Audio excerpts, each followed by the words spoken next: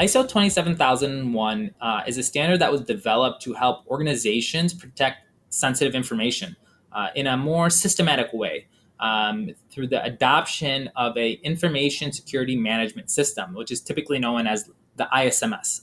So that's the kind of acronym you'll hear quite a bit when you think of ISO 27001. It's, do you have the ISMS in place?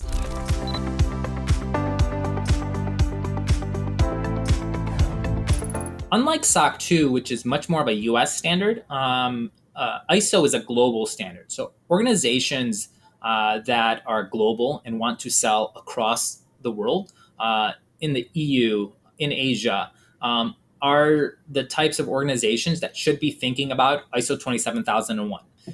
If you're aiming to only be focused in the US, SOC 2 is the gold standard here, whereas globally, ISO 27001 is the gold standard.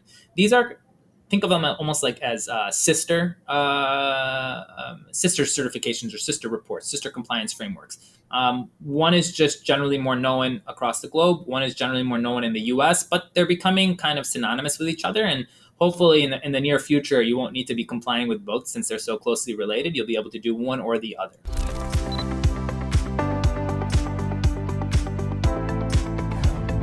Two main reasons. One, this standard provides companies with a way to know that they are doing what they need to do to protect their most valuable asset, which is their customer information.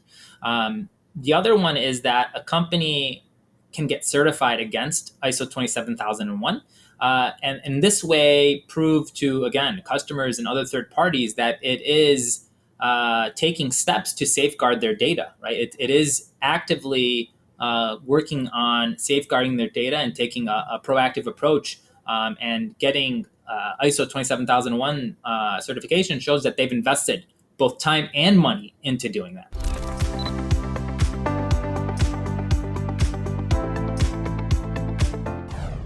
So companies need to build out their ISMS prior to hiring an auditor. The ISMS, unlike SOC 2, is very prescriptive. It has very specific requirements. It requires very specific documentation. It's very, again, prescriptive in that manner, unlike SOC 2, which is very flexible. It allows you to kind of build to your company's needs. In order to build an ISMS, you really do need someone with ISO experience. This was typically done if you had that knowledge in-house or through the use of consultants. If no one inside the company had enough knowledge to implement the ISO 27001 program. So you typically hire a consultant. They'd help you develop the policies and procedures in order to be ready for ISO 27001 and put those procedures into place. After completing readiness, you would hire an external third party to actually perform an internal audit prior to your actual audit, which sounds a little weird. You have to do an audit prior to the audit. The internal audit requires that you not use someone in the company that is managing the program. So they want it to be independent. They don't want the same person managing your ISO program to also be doing the internal audit. That would result in what ISO calls a non-conformity, because they want to see independence of the person internal auditing you and the person managing the program. So you would do this internal audit prior to the ISO stage 1. The internal audit would hopefully identify any major or minor nonconformities with respect to your ISMS program, if any existed. So hopefully none exist, but if any did, your internal audit is there to catch any major or minor nonconformities with respect to the program. If any major or minor nonconformities were identified, you would put in a corrective action plan to solve those issues prior to moving forward with your stage 1 audit. And so I mentioned stage 1, and that is the beginning of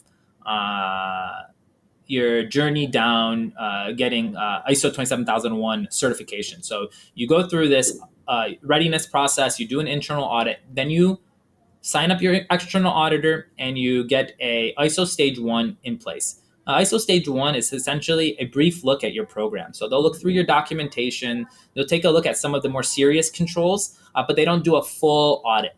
They're essentially checking to make sure that, hey, are you actually ready for the ISO stage 2, which is the complete audit of your program. And so that is the process for getting an ISO certification. Is you go through the stage one audit. It's just a brief overview, usually 1 or 2 days max. And then you go through the ISO stage two, which is typically about a week long process after the stage one is complete. And typically that will happen. They'll typically give you a little bit of time in case the stage one identifies any issues in order to resolve those issues between the stage one and the stage two. So they'll usually give you a month or two to resolve any problems prior to that.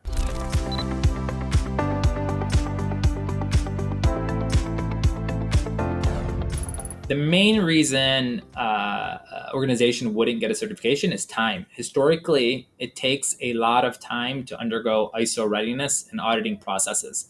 While the audit may only, is comprised of 2 separate audits and may only take, a little over a week in time, the amount of effort needed to collect evidence across a variety of systems and run the processes required to ensure compliance is in the hundreds of hours.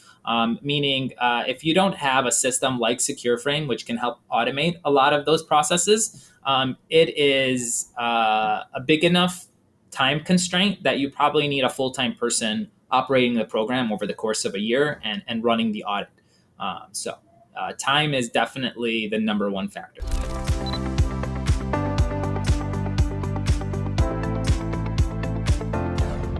So I mentioned this before, but ISO is a very prescriptive standard. It has a lot of nuance and detail that is required in order to meet the ISO requirements, ISO 27001 controls.